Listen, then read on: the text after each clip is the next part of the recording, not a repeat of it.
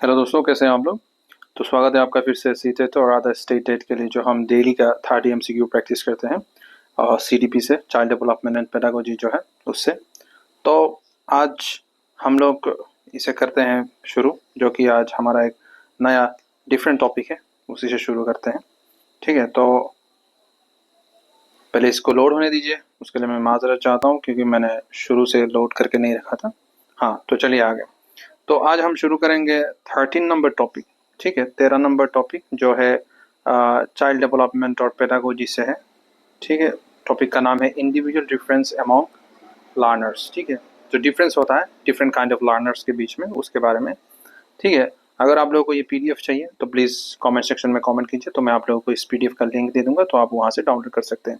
And please do subscribe, do like, do share with your friends. Alright guys, तो चलिए शुरू करते हैं without wasting any more time. So alright guys, let's go ahead. तो हमारा पहला क्वेश्चन है individual difference among the learners refer to. जो इंडिविजुअल डिफरेंस होता है लर्नर्स के बीच में, उस डिफरेंस को क्या कहा जाता है? Variation in physiological and physical traits among individuals, ये कहते हैं, या फिर डिफरेंस इन स्कूल बिल्डिंग्स, या फिर डिफरेंस इन टीचर सैलरीज, या फिर all learners having identical abilities. देखिए, सेम आइडेंटिकल एबिलिटीज तो कभी नहीं हो सकते, या एक आध हो सकते हैं, लेकिन इसको हम कंसिडर नहीं करेंगे। जहाँ पे प्रोबेबिलिटी मोर देन 50% होता है उसी को हम कंसिडर करते हैं, but less than that is not considerable at the same time. So तो आंसर क्या, डिफरेंस इन स्कूल बिल्डिंग्स होता है, ये क्या है? It's an physical structure talking about, ये कैसे डिफरेंस को बढ़ावा दे सकता है। ठीक है, डिफरेंट लर्नर्स के बारे में बोल सकता है, या डिफरेंट इन टीचर सैलरीज भी something that is not consider as a learning procedure. So I think the answer is A. Variation is in a psychological and physical trait among individual. ठीक है, तो यही का आंसर, जैसे कि A is the correct answer। Explanation यहाँ पे दिया है, तो कृपया आप लोग खुद से एक्सप्लेनेशन पढ़ लीजिए। ठीक है, alright, hope you really understand. Let's move on to next question. Next question क्या है? which pair कहाँ है is considered the primary cause of individual differences. Alright, so next question क्या है कि इनमें से कौन सा पेयर ऐसा है जो प्राइमरी कॉज ऑफ इंडिविजुअल को दर्शाता है, ठीक है, या फिर डिफरेंसेस को दर्शाता है? हेरिडिटी एंड एनवायरनमेंट है। Heredity and environment means heredity is a kind of thing that inherits from generation to generation. जो इनहेरिट होता है आपके दादा दादा परदादा इनसे। और एनवायरनमेंट एंड एनवायरनमेंट, इन दोनों का रिलेशन हो सकता है। ये school uniform and text book नहीं हो सकता, ये कहाँ से हो गया? एग्जामिनेशन पैटर्न एंड हॉलीडेज, ये बिल्कुल भी नहीं है। Classroom colour and seating arrangement, देखिए बहुत इजी है, इसका ऑब्वियसली आंसर ए ही है, इसमें क्या ही और हमको ज़्यादा एक्सप्लेन करने की ज़रूरत नहीं। You guys are more talented than anyone else, so I believe in you guys. Inshallah, I believe that you can able to crack that exam, so no worries. So इसका आंसर तो आपने देख ही लिया होगा। ठीक है, क्वेश्चन नंबर 3 क्या है? Which of the following is an example of the physical individual differences? Physical individual differences का मतलब क्या है? ठीक है, फिजिकल इंडिविजुअल डिफरेंसेस के बारे में पूछा है। ठीक है, वोकैबुलरी साइज, या फिर प्रॉब्लम सॉल्विंग स्पीड, या फिर हाइट एंड मोटर कोऑर्डिनेशन, या फिर प्रेफरेंस फॉर म्यूजिक। देखिए, ये सब इनवैलिड है, बिकॉज वोकैबुलरी साइज क्या, वोकैबुलरी साइज मैटर करता है क्या? ठीक है, आपको कितना होगा? प्रॉब्लम सॉल्विंग स्पीड हो सकता है, लेकिन problem solving is not only the cause. ठीक है, इसमें पूछा है कि फिजिकल इंडिविजुअल डिफरेंस के, फिजिकल बोला है, अंदरूनी नहीं, फिजिकल होना चाहिए जो शरीर के साथ रिलेटेड है। ठीक है, तो इसमें क्या होगा? Height and motor coordination. ठीक है, ये फिजिकल है, बाकी सब देखिए फिजिकल भी है, इंटरनल भी है, मेंटल भी है, और भी है, तो obviously the C is the correct answer for that. So let's move on to next question. I am sorry for that guys. Alright, next question. A cognitive individual difference primarily refers related to, cognitive individual difference primarily related to क्या करता है? Cognitive primarily किस चीज से relate होता है? ठीक है, number 1 working memory capacity and information processing, favorite sport, clothing preference, daily routine. Obviously A is the correct answer, working memory capacity and information process को ही कहा जाता है cognitive development. Alright, individual development. Let's move on to next question. To address the individual difference, a teacher should, एक individual difference को अगर दिखाना है, teacher को क्या एड्रेस करना है, तो टीचर को क्या करना चाहिए अनिवार्य तरीके से? पहला ऑप्शन है giving the same worksheet to all student. एक तरीका का वर्कशीट क्या हर स्टूडेंट को देना चाहिए, विद्यार्थियों को देना चाहिए। Focus only on high achievers, only कह दिया निगेटिव है, और हाई अचीवर्स कह दिया निगेटिव है। ठीक है, क्या सिर्फ उन्हीं बच्चों को फोकस करना चाहिए जो सबसे ज्यादा मेधावी है, या फिर सबसे ज्यादा ज्ञानी है, ठीक है, नहीं ऐसा नहीं होता ना, everyone is equal in front of teacher as well as the school. Alright guys, so let's move on to next option. Differentiate instruction according to learners needs. Differentiate instruction, भिन्न तरीके के इंस्ट्रक्शन देना लर्नर्स के सीखने के अनुसार, ठीक है। Ignore lower performing students, ignore करना है क्या जिनको पढ़ाई वढ़ाई नहीं आता, तो क्या है, give the same worksheet to all students, ये भी गलत हो जाएगा, आंसर इस सी होगा। Differentiate instruction according to the learners needs, जिस तरीके का बच्चा है उसी तरीके का उसे इंस्ट्रक्शन दिया जाए तो उसी से क्या होता है, एड्रेस होता है डिफरेंस काइंड ऑफ इंडिविजुअल के बारे में। ऑलराइट, सो यही आंसर है सी, एक्सप्लेनेशन दिया हुआ है, आप लोग you can go through it. Alright, let's move on to next question guys. I'm in hurry right now, I must do it before the time cross out. So 6:19 से उससे पहले हमें खत्म करना होगा, 6:30 के पहले, ठीक है। We will try which assessment best capture a student's learning process and individual progress, ठीक है। इनमें से कौन सा असेसमेंट कैप्चर करता है स्टूडेंट लर्निंग प्रोसेस को और इंडिविजुअल प्रोग्रेस को। Only a final standardise test, गलत है, ओनली कह दिया, इट्स निगेटिव, मैंने पहले भी कहा निगेटिव पे एलिमिनेट कर दो। पोर्टफोलियो असेसमेंट, पोर्टफोलियो मतलब असेसमेंट, पोर्टफोलियो का मतलब क्या है, प्रोफाइल, ठीक है, profile. A single oral exam, single oral exam या true false quiz only, only है, ठीक है। Only a final standardise test, portfolio assessment या फिर सिंगल और ओरल एग्जाम, कौन सा होगा, ठीक है। ओनली कह दिया तो गलत है, काट दो, ठीक है। Only a final standard test गलत है, काट दो। पोर्टफोलियो असेसमेंट होगा या फिर सिंगल ओरल एग्जाम होगा, I think portfolio assessment is the best option, I think या this is the correct answer. कौन सा बच्चा किस कैटेगरी में पढ़ता है ये पोर्टफोलियो असेसमेंट से ही पता चलेगा, ठीक है। कितना वो टैलेंटेड है, क्या कर सकता है, क्या नहीं कर सकता। दोबारा मैं आप लोगों को कह दूं, अगर आप लोगों ने अभी तक सब्सक्राइब नहीं किया, please do subscribe guys, subscribe करो जल्दी से, आप लोगों का सब्सक्राइब करना बहुत जरूरी है, ठीक है। Subscribe, share, like and do comment, don't forget to do this. So next question क्या है, या giftedness students is best described as, ठीक है। गिफ्टेडनेस कहाँ है, ठीक है, जो पुरस्कारित करते हैं हम स्टूडेंट को, ये बेस्ट डिस्क्राइब कौन से निम्नलिखित ऑप्शन में से कौन सा ज्यादा करता है, ठीक है, डिस्क्राइब करता है। हाई मोटिवेशन ओनली, कहाँ हाई मोटिवेशन ओनली क्यों होगा, इसके साथ और भी कई चीजें होंगे। यूजुअली हाई एबिलिटी और potential in the intellectual, creativity, artist और leadership domains, yes this is the correct answer, या ठीक है, बाकी देखने की जरूरत ही नहीं है। Next question, dyslexia primarily affect learners ability to, देखिए ये कई बार ये प्रश्न जो है क्वेश्चन स्कूल मतलब कि सीटेट के पेपर में आ चुका है, तो हमें मालूमात करना होगा डिसलेक्सिया जो है ये एक बीमारी है, किस तरीके का बीमारी है, परफॉर्मेंस फिजिकल टास्क है या फिर understanding spoken language only, decode and read words accurately and fluently, ठीक है, solve advance calculus.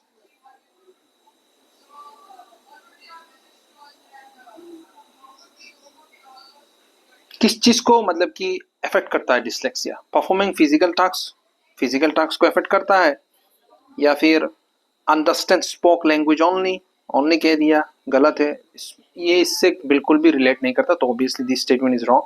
Decode and read word accurately and fluently, यही आंसर है। डिसलेक्सिया का मतलब ही यही है कि एक बच्चे में एक प्रॉब्लम है जो कि एक कह दीजिए, उसे बीमारी नहीं कर सकते, एक काइंड ऑफ एबनॉर्मेलिटी है जिसे डिसलेक्सिया कहा जाता है, जिससे होता है कि बच्चा जो है उसका जो रीजनिंग कैपेसिटी है वो बहुत कम होता है, जिसमें वो डिकोड, रीड करना, प्रोनाउंस करना, इन सब में उसको प्रॉब्लम होता है। जैसे कि अगर उसको आप बोले बी, तो बी और डी में उसको कोई फर्क समझ में नहीं आता। ये दो चीज बड़ी इंपॉर्टेंट है कि डिसलेक्सिया वाले बच्चों को बी और डी में फर्क समझ में नहीं आता, उनको डी भी बी लगता है, बी भी डी लगता है। ये कोई बीमारी नहीं है, it's an mental problem by the physiotherapy and kind of trainings and medics by the will of Allah, that child might get recover. ऐसे बहुत cases हैं जहाँ पे recover भी हुए हैं, and they also win a lot of awards at the same time. ये तारे ज़मीन पर जो मूवी आया था ये उसी से रिलेटेड है, ठीक है, तो यही है। नेक्स्ट क्वेश्चन क्या है, हमें जल्दी से ख़त्म करना है। अच्छा sorry, temperament is best define, temperament किस चीज को डिफाइन करता है bestly? A biological base style of emotional and behavioural responses, या फिर ए मेजर्स ऑफ इंटेलिजेंस, या फिर only a product of schooling, या फिर ए टेम्पररी मूड। देखिए ये दोनों ही गलत हैं, because these are bogus, these are not it. So answer is one, a biologically based style of emotion and behavioural response. ठीक है, टेम्परामेंट बायोलॉजिकली होता है, क्योंकि अगर उसका बाप टेम्परामेंट वाला आदमी है तो हायरकी में ये टेम्परामेंट इशू शायद बच्चे में आ जाए। अगर मम्मी शांत स्वभाव की है तो बच्चे में शायद वो शांत स्वभाव वाली मानसिकता आ जाए, because of his inheritance from his mom. तो इस temperament refers to an innated tendency. ठीक है, जो टेंडेंसी माँ बाप में होता है वही बच्चों में देखा जाता है। ठीक है, तो this is one kind of thing, that way that you can understand it. Alright, so next question, which characteristics is relatively stable and contributes to individual difference का है? ठीक है, individual difference के बारे में पूछा है, contribute करता है कौन सा characteristic? ठीक है, current favorite games या फिर temperament या फिर recent test score on one quiz या फिर what snack they ate today। देखिए यहाँ पे क्या आ गया, इंडिविजुअल का है, तो इनमें से कौन सा ऐसा स्टेटमेंट है जो इंडिविजुअल की ओर इशारा करता है? Current favourite game. ठीक है, देखिए temperament is an individual kind of thing, तो I think the B is the correct answer. So remaining thing is not necessary as an individual. Next question, या aptitude difference from achievement in that aptitude is, aptitude differs from achievement in that aptitude is क्या है? A learner's potential to learn specific type of tasks, what a learner has already learned, always equal to IQ square, a temporary skill only। देखिए ये दोनों गलत हैं, दोनों ही गलत हैं, because these are the extreme word। equal to IQ score कभी नहीं हो सकता। what a learner has already learned ये भी नहीं है। Option number A is the correct. Learners potential to learn specific type of task को ही हम कहते हैं aptitude differs from achievement in that aptitude is a learner potential to learn specific type of tasks। alright, so this is the correct answer।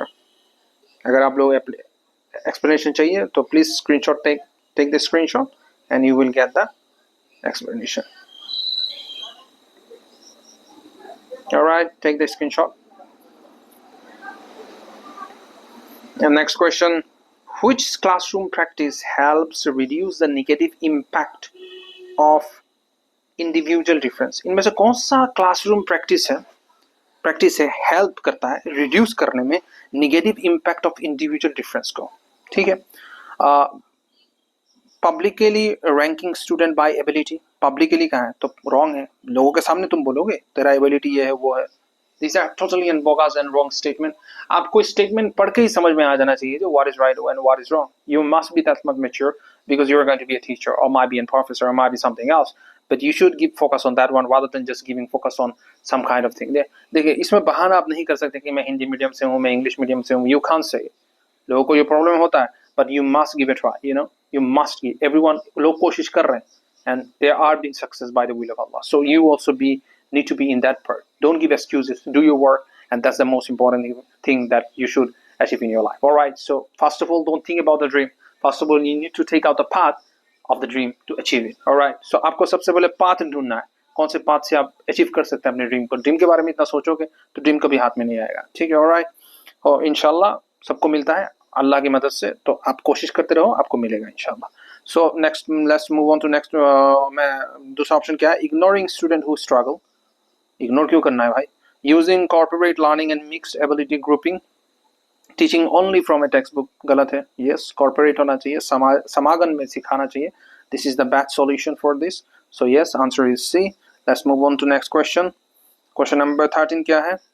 या N individualised education programme, ठीक है, IEP is design for, किस चीज के लिए design किया जाता है? ऑल स्टूडेंट इन स्कूल, सब स्टूडेंट स्कूल के लिए, या फिर only student who are gifted, जो स्टूडेंट गिफ्ट, गलत है।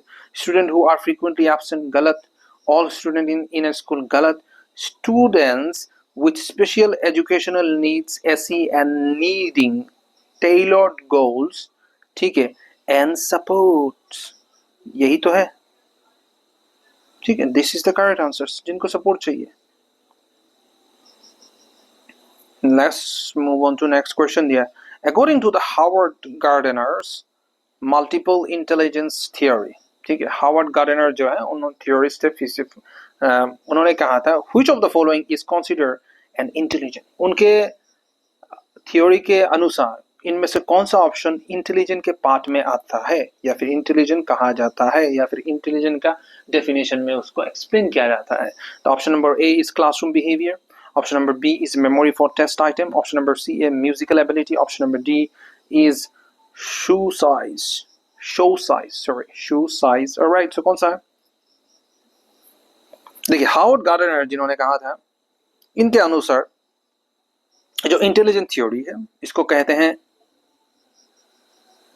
मेमोरी फॉर टेस्ट आइटम्स, और sorry musical ability, sorry guys, I am so sorry about it, मैं थोड़ा सा बहक गया था। सी है, इन्होंने कहा था यस, म्यूजिकल एबिलिटी को कहा था इन्होंने कि मल्टीपल इंटेलिजेंट थ्योरी है that consider as an intelligence. Alright, Gardner ने क्या कहा था?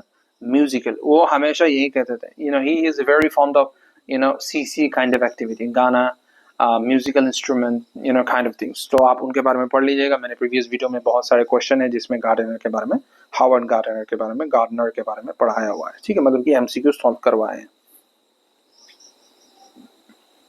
Let's move on to next question.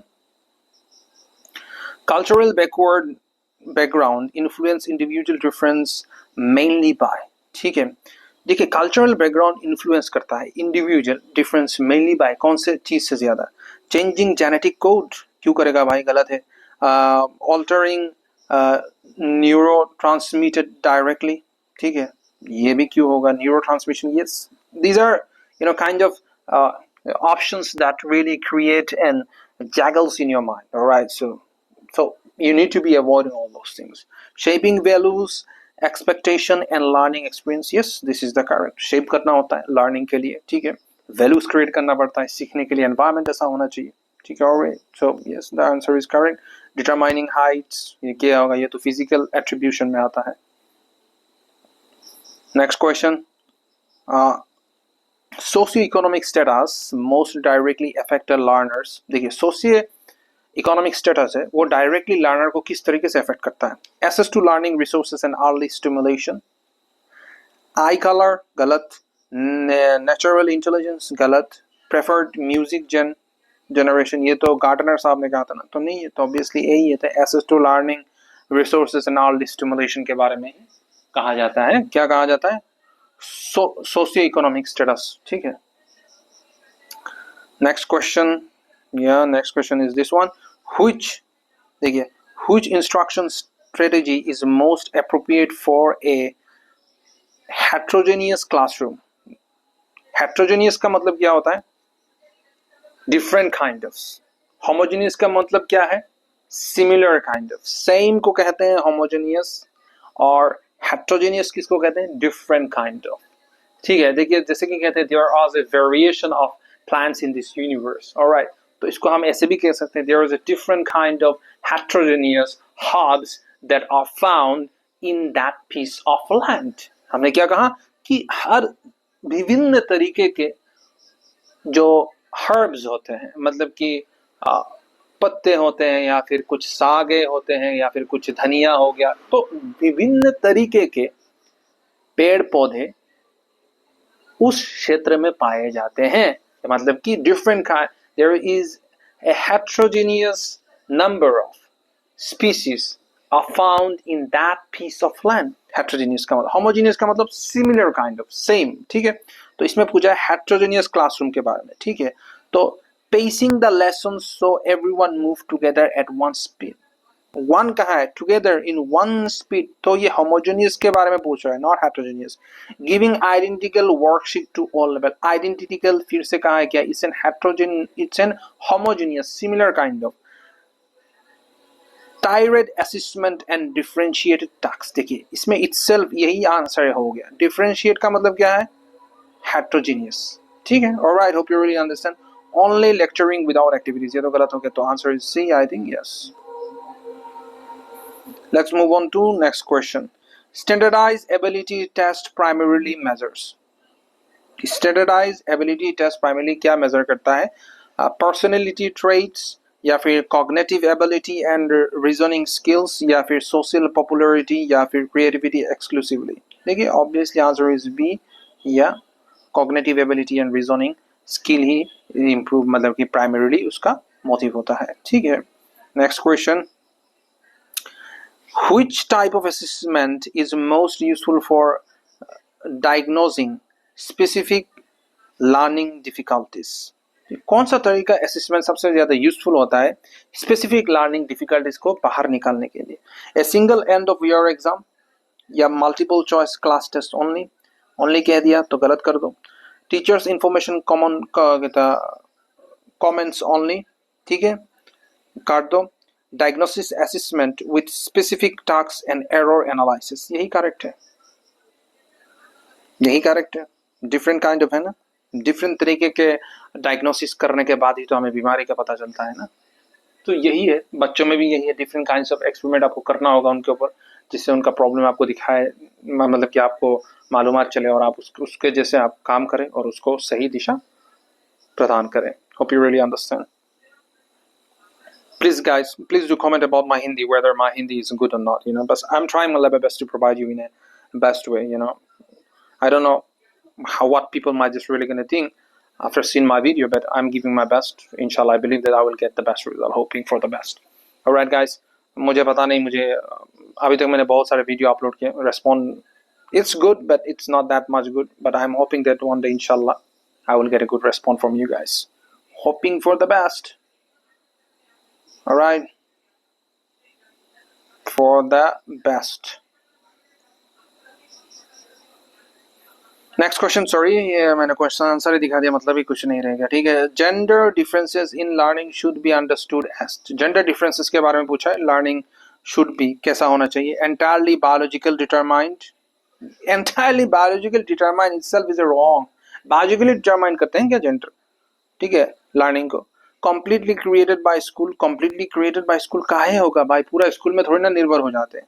Resulting from both biological and social cultural factor, yes यही है, दोनों का संगम जरूरी होता है, बायोलॉजिकल भी और सोशियो कल्चरल फैक्टर भी जरूरत है, सामाजिक भी जरूरी है, और अपने माता पिता से आने वाला जो मतलब कि बायोलॉजिकल ट्रीटमेंट भी जरूरी होता है। ठीक है, दोनों ही मिक्स का संगम मिलके हमें मिलता है एक perfect learning understandability. Alright, always consistent across all context, ये गलत है, ऑलवेज क्यों होगा?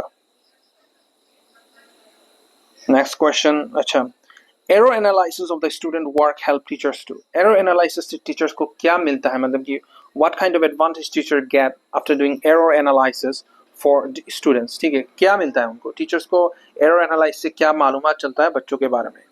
Identify the specific misconceptions and gaps in understanding, ये मालूम चलता है, या फिर punish student to make mistake, गलत, पनिश क्यों करेगा, wrong statement, rank student publicly, ये भी गलत, क्यों एक को प्रोत्साहित करेगा दूसरे को नहीं करेगा, ignore the cause of the errors, ये भी गलत, क्यों कॉज को एरर करेगा, ऑब्वियसली यही है। तो specific micro conception and gaps in understanding, ये तो काम है टीचर्स का।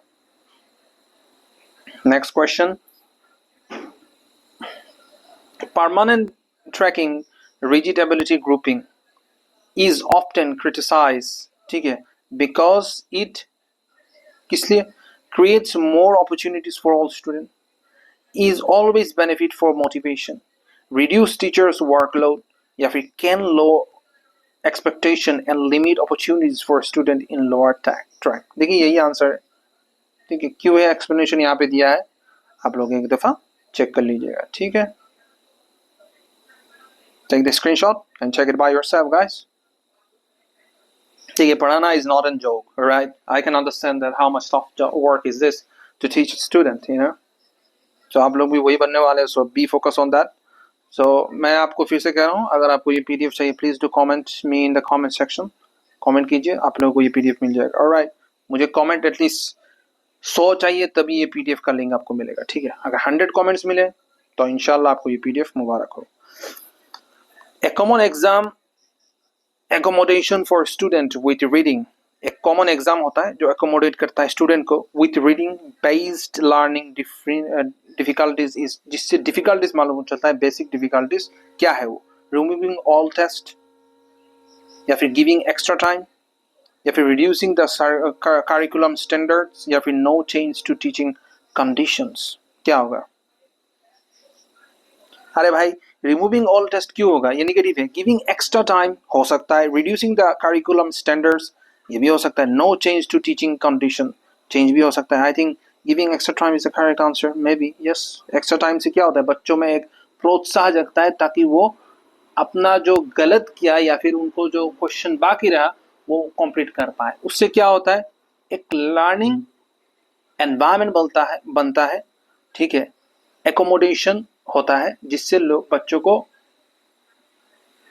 पूरा क्वेश्चन करने का और पूरा रिजल्ट मिलने का उनको मौका मिलता है, ठीक है। देखिए, आपको अगर एग्जाम में एक्स्ट्रा टाइम मिला, आप खुश होते हैं ना, तो ऑब्वियसली खुश होंगे। तो सिंपल चीज है यार, इतना कॉम्प्लिकेट मत करो।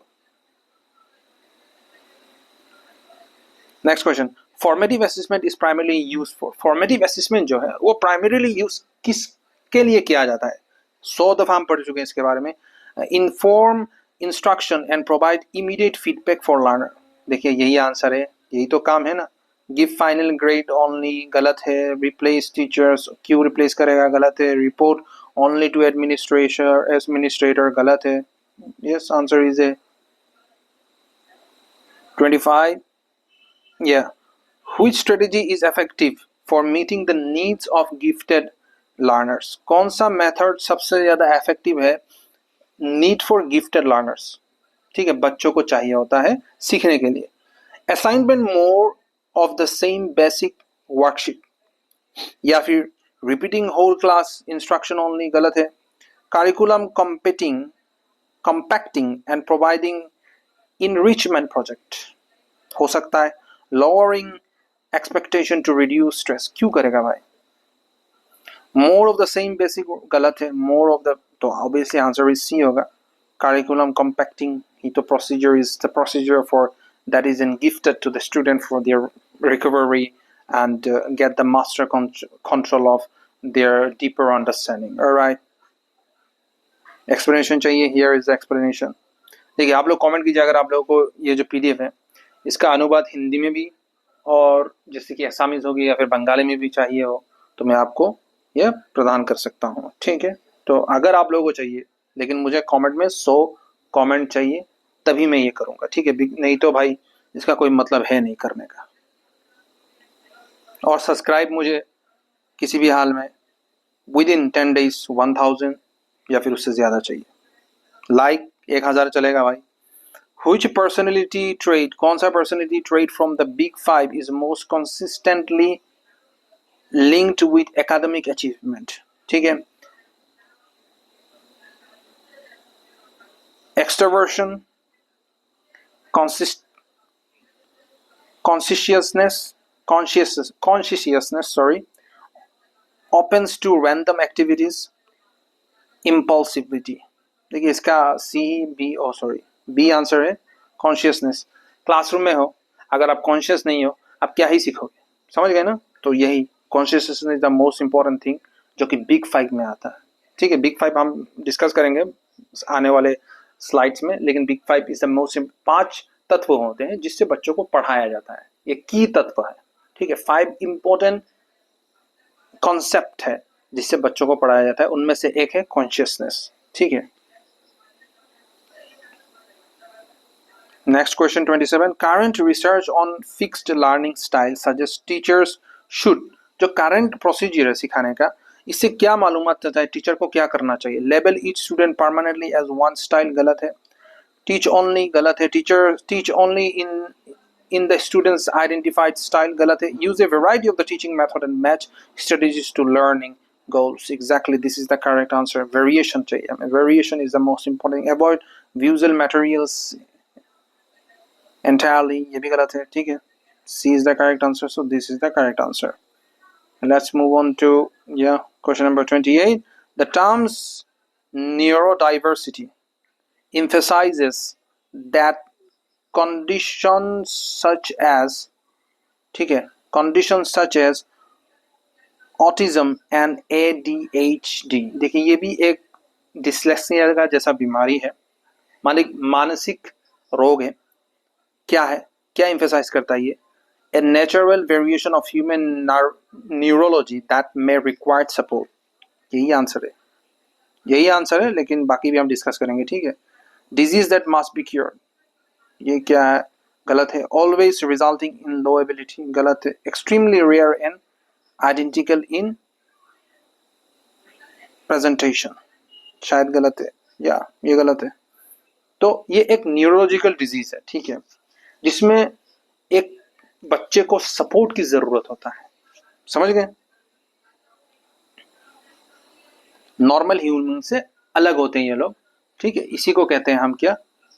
Autism.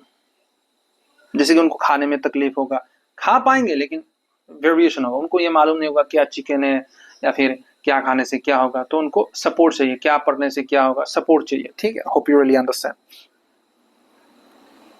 Question number 29, last but not the least, peer tutoring generally benefits learning by। पीर के बारे में हम पहले भी पढ़ चुके हैं, तो ट्यूटरिंग के पूरे में क्या बेनिफिट्स हैं इसके, ठीक है, टीचिंग के, पीर टीचिंग के, ट्यूटरिंग के। इंक्रीजिंग कंपटीशन एंड आइसोलेशन, गलत है। एलिमिनेटिंग ऑल इंडिविजुअल डिफरेंस, गलत है। क्यों करेगा? Enhancing both academic learning and social skill through guide practice, exactly this is the correct answer. Replacing the teacher completely, क्यों होगा? रिप्लेस क्यों करना है भाई टीचर को? This is the explanation. जो पीर के बारे में मैंने पहले भी बोला है, ग्रुपिंग के, ग्रुप के बारे में बोल रहा है, ठीक है। This is the last question of today. The main educational aim of recognising individual difference, इनमें से कौन सा मेन एजुकेशनल एम है रिकॉग्नाइज करने के लिए इंडिविजुअल डिफरेंसेस को, ठीक है, इज टू, किस लिए, ठीक है। Treat every learner exactly the same, सब लर्नर को क्या सेम तरीके से ट्रीट करते हैं। Maximize each learner potential through appropriate support and challenges. Yes, this is the most important thing of education, ठीक है, to recognize individual difference, ठीक है। इसी तरीके से हमें पता है इंडिविजुअल डिफरेंस के बारे में हमें पता चलता है कैसे। Maximum each learners potential, maximise करो उनके पोटेंशियल को थ्रू एप्रोप्रिएट सपोर्ट करके, एंड चैलेंजेस, ठीक है, ठीक है। Separate learners permanently by ability, गलत। क्यों सेपरेट करना है? This is a kind of ignorant at the same time of discrimination that we must avoid it, and our constitution does not give us the right to do so. All right, so we need to go through by the constitution, not against. All right, hope you really understand. Lower expectation for all students, क्यों lower रखना है expectation, ठीक है, गलत है। This are the bias thing, so answer is B. तो आज के लिए बस गाइस इतना ही, हमने 30 क्वेश्चन कंप्लीट किए। आपको मैं आशा करता हूँ आपको ये जो पीडीएफ है और ये जो क्वेश्चंस है और इसके आंसर जो ये आपको अच्छे लगे, एक्सप्लेनेशन भी आपको अच्छे लगे होंगे। प्लीज कमेंट कीजिएगा आपको कैसा ये वीडियो लगा, सब्सक्राइब कीजिएगा, लाइक कीजिएगा और अपने बाकी दोस्तों के साथ शेयर कीजिएगा, क्योंकि एग्जाम आने वाला है। तो आज के लिए बस इतना ही रखते हैं। Next we will meet with another new topic. Till then, bye bye, have a nice day. See you in another video.